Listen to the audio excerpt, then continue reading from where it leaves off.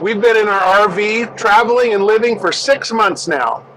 And we want to share some of the lessons that we've learned and some insights that you may be interested in. So stick around.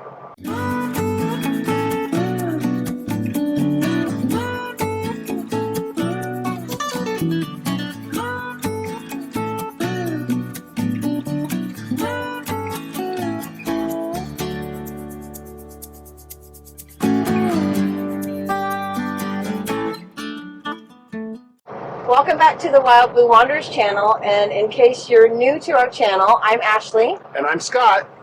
And we have been traveling in our Dynamax Super C motorhome since Labor Day weekend of 2024. Right, full time.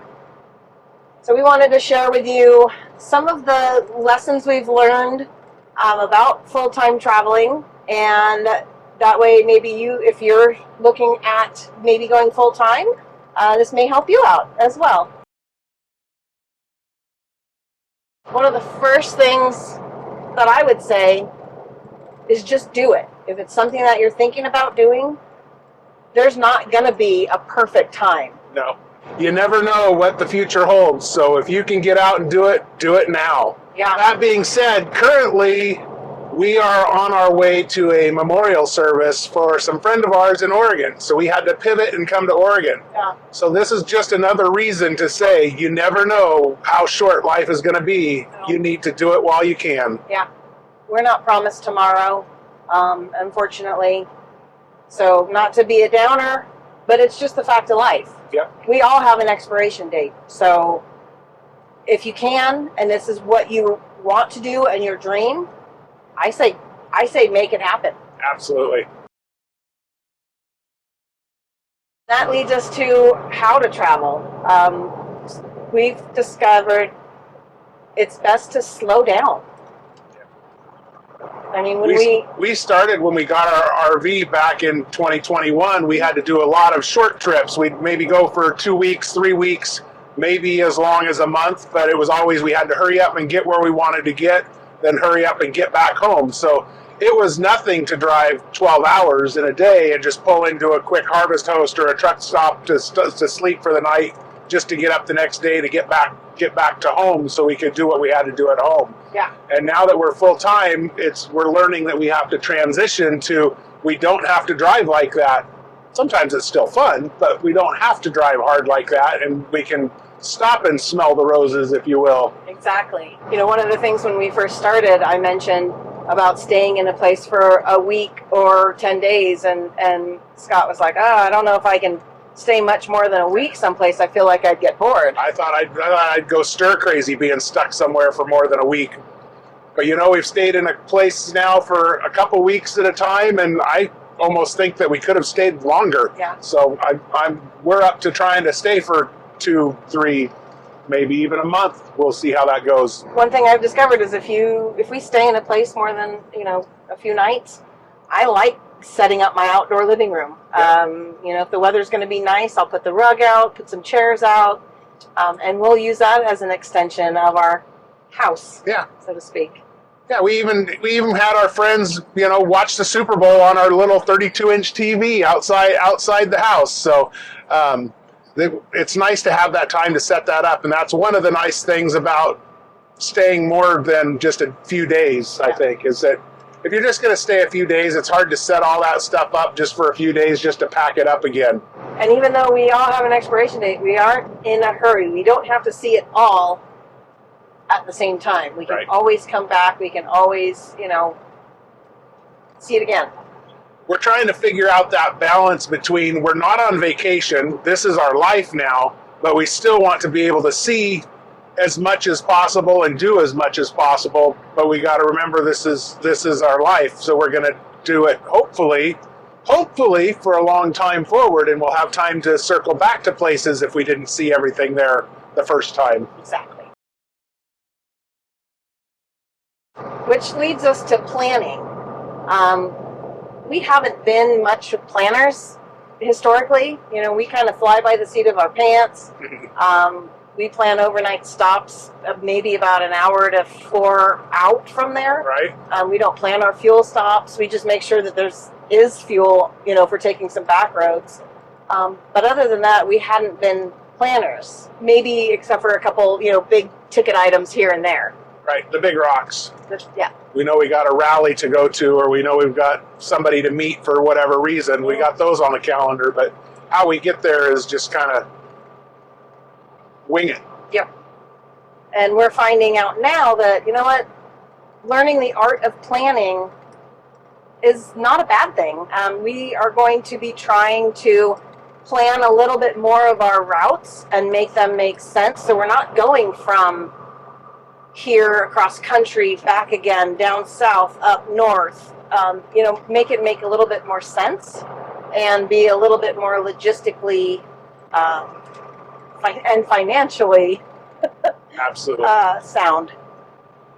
That being said, though, there's been a few incidences, or multiple incidences, I guess, that we've had to pivot, and by not having solid reservations and things that we couldn't back out of, we've been able to do that.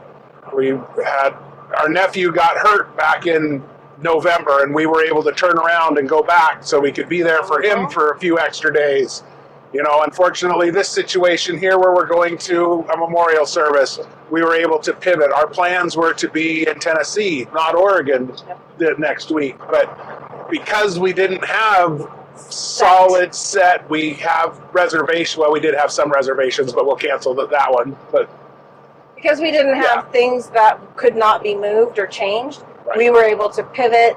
And now I think we are going to rethink some of our pathway this year, and we're going to change things up a little bit. So, and that's okay.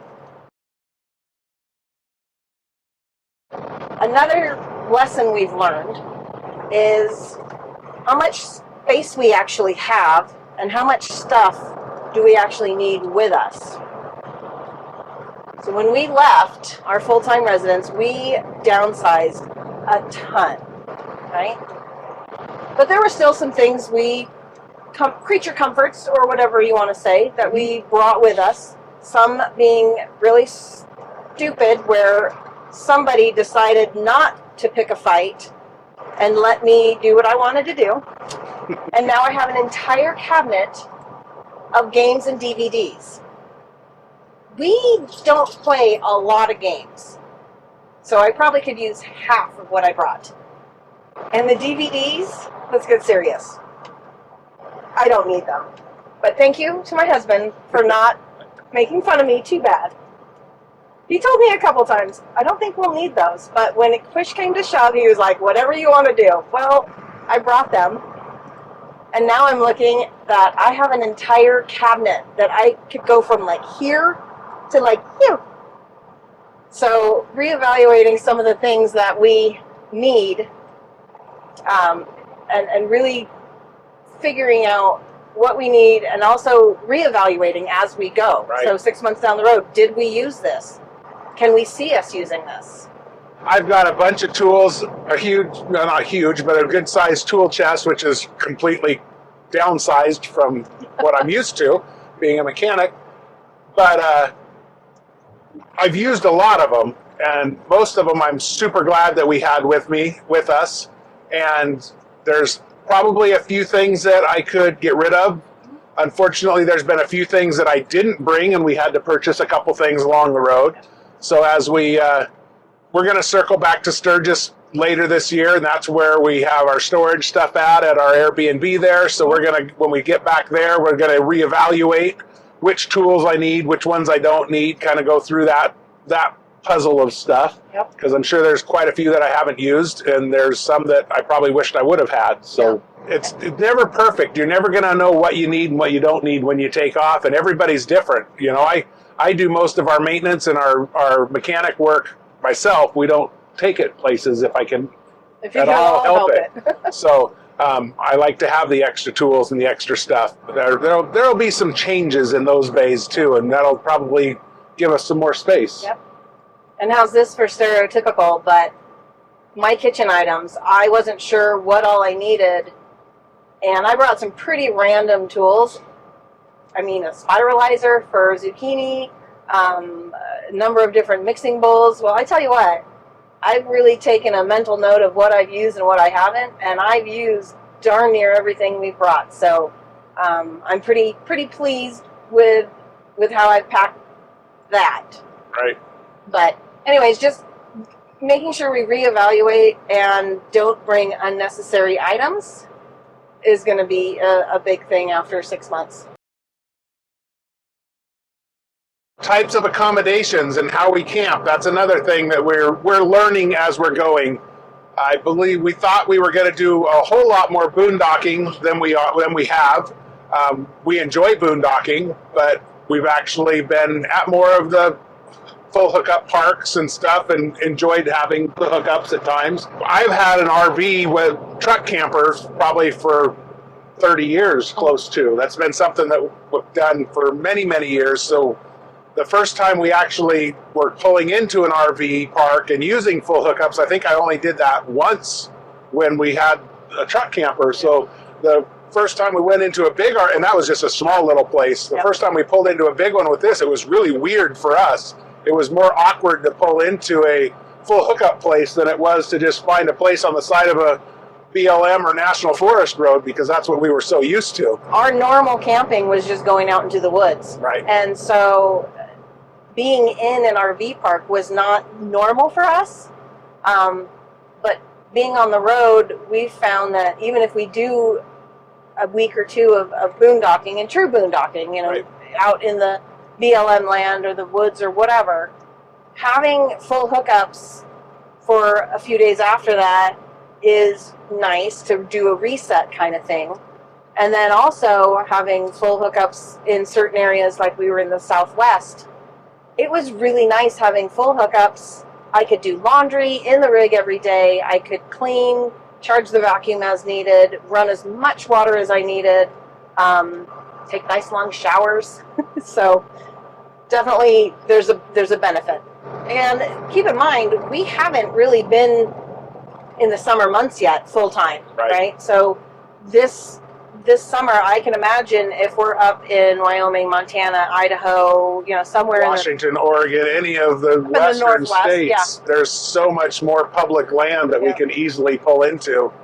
And it's not the dusty desert, windy desert of Quartzsite. It might be the windy, you know, windy plains of Wyoming, but at least there's grass and not dirt. But I digress. I think it'll be nice, and we'll really see how much we want to boondock. But I think, you know, we budgeted for our budget, which we'll go into at another time. I think we've done pretty good at finding inexpensive places. We've done some mooch docking. We've done some, you know, in Quartzsite we did some, I don't know if I'd even call it boondocking, because we did pay for the long-term visitor area, so dry camping.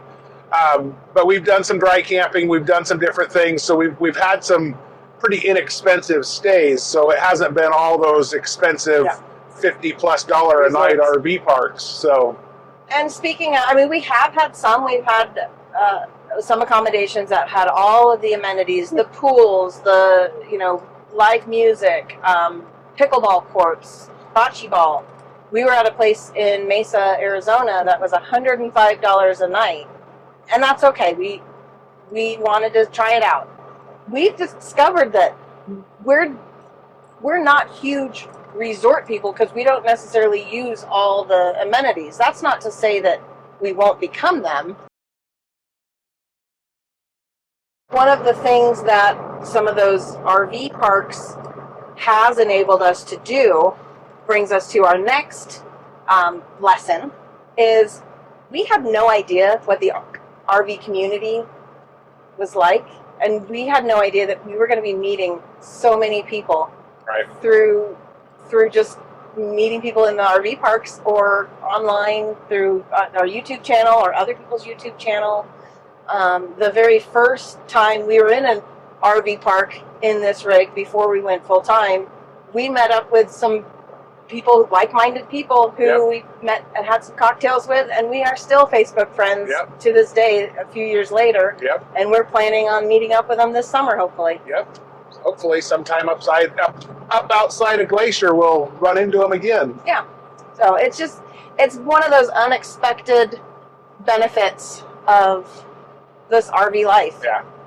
We've made a ton of great friends. We've, shared contact information. Heck, I got an email or a text message this morning. One of the guys was saying, "Hey, I had some issues with some battery stuff. What are your thoughts?" And he sent it out on the group text, and everybody was able to kind of chime in and say what they thought. And it's kind of nice to have that. One of the fears that I had as starting this full-time RV life and leaving a pretty good friend base in Southern Oregon was, am I going to be lonely? Am I just going to have to talk to Scott? I mean, I love him all the time, but it's been a nice surprise to really meet some new people on the road.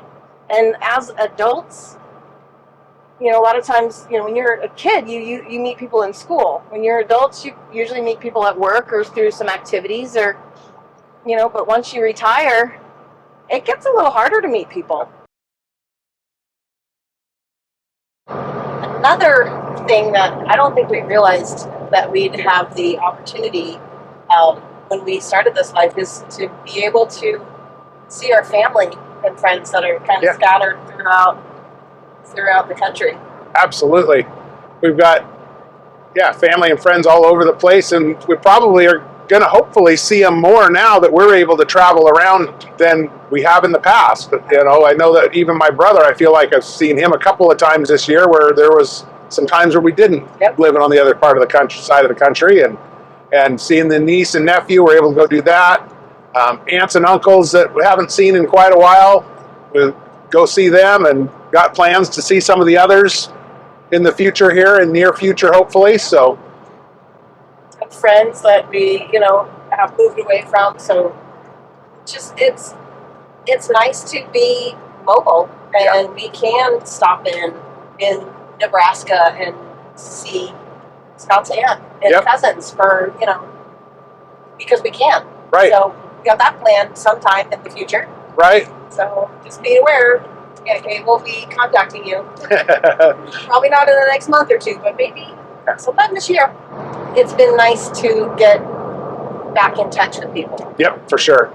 Yeah, when you're in your sticks and bricks and in your everyday grind of 9 to 5, you don't get it's a vacation. You got to go take off to go see things, or unfortunate circumstances when you see the other friends and family. So it's nice to be able to do that on our terms when we want to, rather than those other situations, or having to make a real hard to, I got only this much vacation.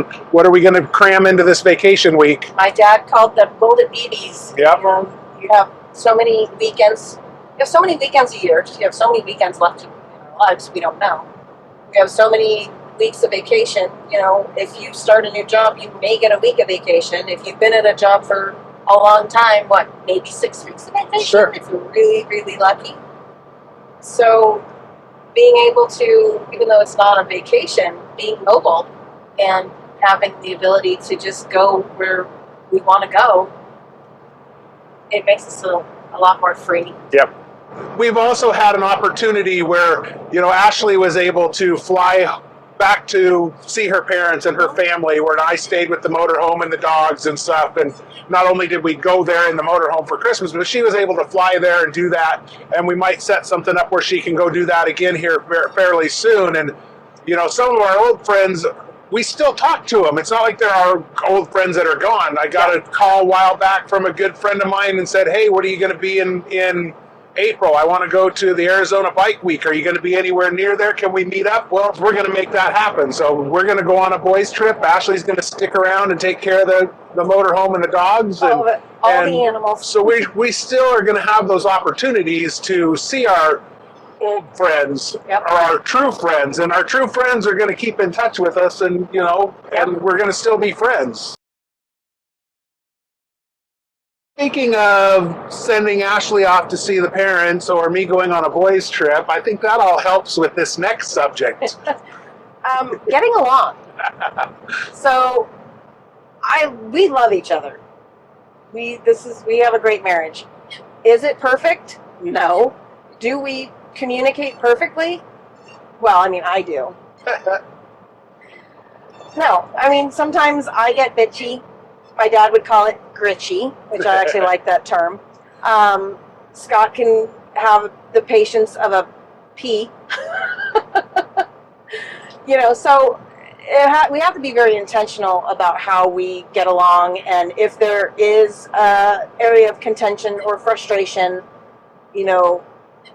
constantly learning and how to deal with it and talk it through, or sometimes give each other a break and then talk it through is something that we're still learning.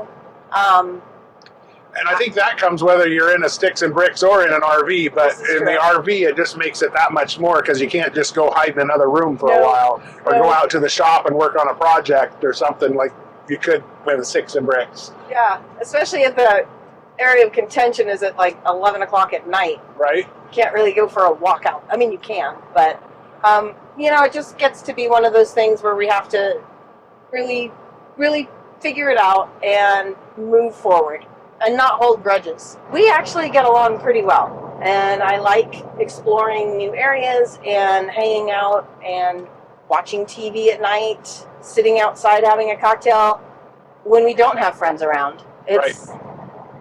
We still like each other a lot, so that's good. I still love this life, and I think I can see us doing this for a long time.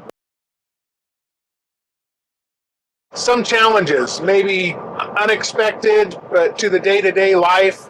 One of the things is mail service, and how do we deal with that? So we've pretty much tried to do everything so it's electronic, and we also have ourselves set up with an amazing mail forwarding service in Tennessee. It's a little privately owned company, A1 Shipping and Printing in Jacksboro, Tennessee. They do an amazing job. And we get personal service, so, when we text her, she knows who we are.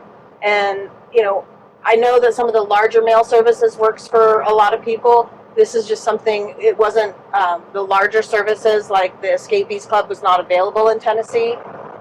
But finding a locally owned mail service, it really adds to the personal experience. It's working out pretty well for most of the mail. We just call them up, and say, hey, this is where we're going to be at. What do we got? Or actually, I can just text message them. They'll send me a picture of all the mail that we have in our mailbox. And if it's something we need immediately, they'll open it up and scan it, send a picture of it. Or if it's just junk mail, we can say, throw that away, shred that, or just open this and show me how much the bill is or whatever, and we don't have to have it forwarded. But so that's been pretty convenient with that.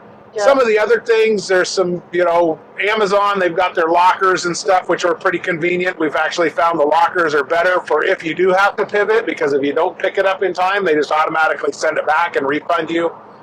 So that's kind of nice. One of the bigger challenges that I've been faced with is grocery shopping.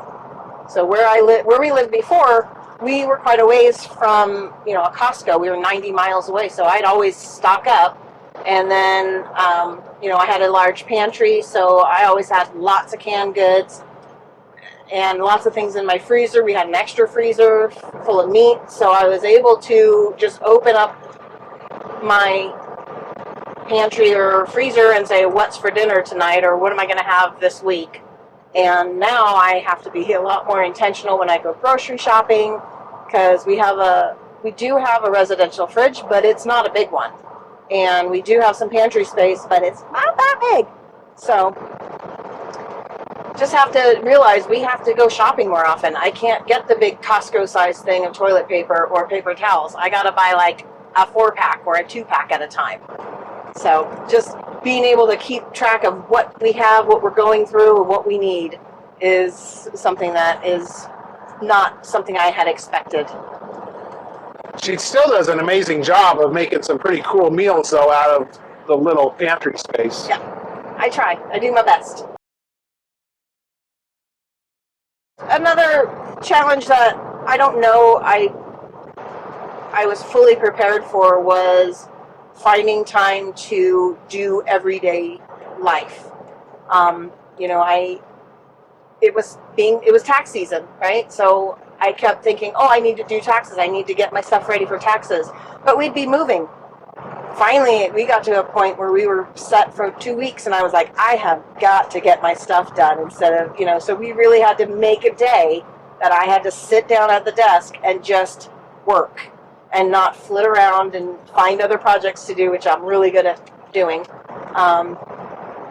Between that and other just daily chores, laundry, cleaning, stuff like that. Because we don't have, when you're on vacation, you let your laundry pile up because you're going to have a catch-up day when you get home. Right. And you could just spend a day doing laundry. Well, this is our life. Right. So we don't have a catch-up day. Nope. When we have hookups, we can do small loads, daily to keep caught up with our little washer and dryer on board. But if we're boondocking or going to be in one place for an extended period of time, like the 10 days we spent in Quartzsite, then we got all that stuff piled up. We didn't even know where to put all the laundry. We started getting enough, especially because it was so dusty and dirty there. I put it in some trash bags behind the couch. I was Right. like, here you go. I'll just stuff it in there because our laundry basket got full. So it was important to us to make sure that there was a laundry facility at our next place that we stayed that had full hookups, and so we were able to spend a day getting our laundry finished. Yep. And, Just little things like that. yeah. Just things you don't think about. Another, I don't know if it's unexpected, but another challenge is actually traveling with pets. So, sometimes we want to go out and do things, and we have responsibilities here in the motorhome.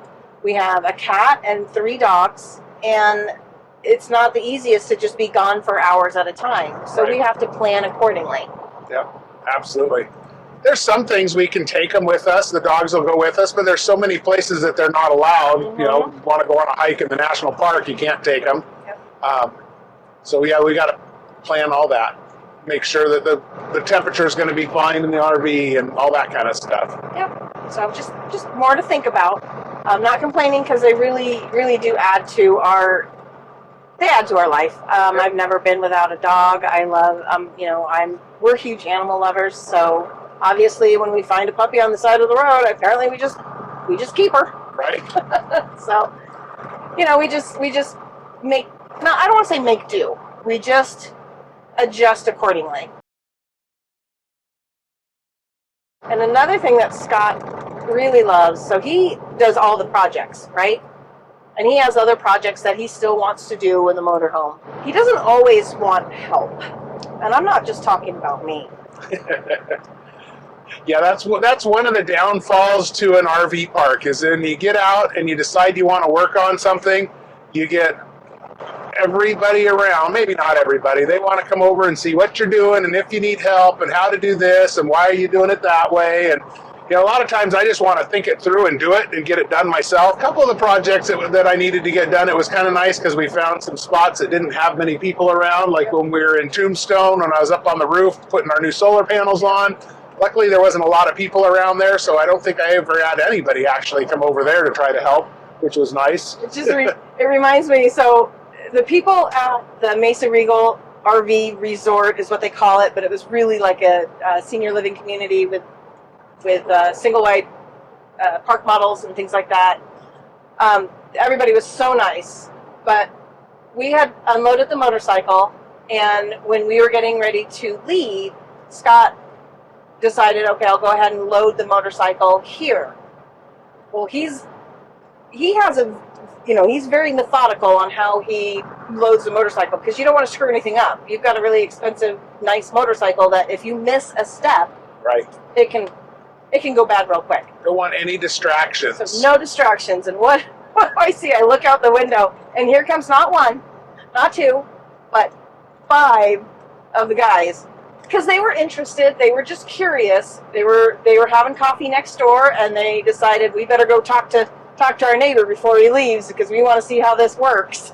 So it's not that big of a deal, but we just know when you need to stop, and maybe if you use a checklist, start your checklist over because you're always going to have that person show up right when you're in the middle of doing something and getting ready, and you don't want to miss out on something. And that even comes to travel day. it never fails when it's travel day. You're going to have the person show up and say, hey, it looks like you're going. Where are you headed? And interrupt you mid-thoughts. And so always start over if you have to. Yep. And also, we've learned this from other YouTubers. If you're flushing your tank while somebody comes to say something, just turn the water off. Yeah. Yes. Yeah, don't it hasn't happened to us Nope. yet, but don't overfill your black tank as you're flushing. The other thing is, and we talked about, packing too much stuff and space and things, but when it comes down to it, it's amazing how fulfilling of a life you can have without all the extra stuff. Yeah. Being able to get rid of 95% of our items and travel and be comfortable, it makes you realize you don't need all that stuff. Yeah. It's amazing how it feels like the beginning of your life, you're just accumulating and accumulating and accumulating and trying to get all the stuff and wanting all the stuff. And not that we don't have stuff. I mean, we're traveling around with a pickup and a motorcycle and e-bikes. And I mean, we still have stuff, but there's so much less stuff than we could have. I don't. Well, I mean, for example, I was shopping. I had to go to Ross or TJ Maxx for a very specific item. And when I was walking around, I just was looking and going, there's so much stuff that I don't need. Right. And I'm not trying to judge other people because it makes people happy to decorate their homes and this, that, the other like that. For me personally, I looked around at some of the decor and the furnishings and the clothes, and I just had a sense of calm wash over me because I didn't need it. Right. So that was kind of eye-opening. So like we said at the beginning, I would say get out and do it as soon as you can. If this is a lifestyle you're looking for, don't procrastinate. Don't wait till everything to be perfect. It's never going to be perfect. So, get out there, do it. We're going to try to stay in places more than a week at a time so we can actually set our house up. That's kind of fun, but we can set things up, get the barbecue set up, the grill set up, and actually enjoy our home, because that's what this is. This country and this continent that we're on, it's huge. I mean, it's a small world, but it's not. Right. There is so much to see, and I'm just excited that we're able to do this. Yes. And there's so much diversity just in our own country, from all the different corners and the middles and the different types of people, the different types of way people drive. Some of them are crazy. And that kind of thing. It's really been a lot of fun, and we've just barely scratched the surface to see things, and I can only imagine what's coming next. We've seen some of the other YouTubers that have been doing this 4 years, 7 years, 10 years. Yeah. And, when we first started, I thought, I can do this for a year or two. Now that we're 6 months in, I feel like we just got started. And there's so much to see and do, and I'm enjoying it so much that I don't know how much longer we want to do this for, but I can see multiple years. Oh yeah. So that's my thoughts. For sure. Well, how about you guys? Have you been full-timing? If so, how long have you been a full-time RVer for? Are you a full-time RV traveler, or are you stationary? And then for those of you who aren't, is this something you'd consider? Yep. And if not, maybe part-time? Just a thought. Absolutely. So we hope this has helped out some other people, brought some insight, or just shared what we've learned and what we enjoy, so you kind of know where we're coming from when you meet us along the road. Yeah. So we appreciate you watching, and hope that you will click on a couple of these other videos, watch some of our other stuff, like, comment, make sure to subscribe, hit the notification bell, and we'll see you on the next one. Thanks. Bye.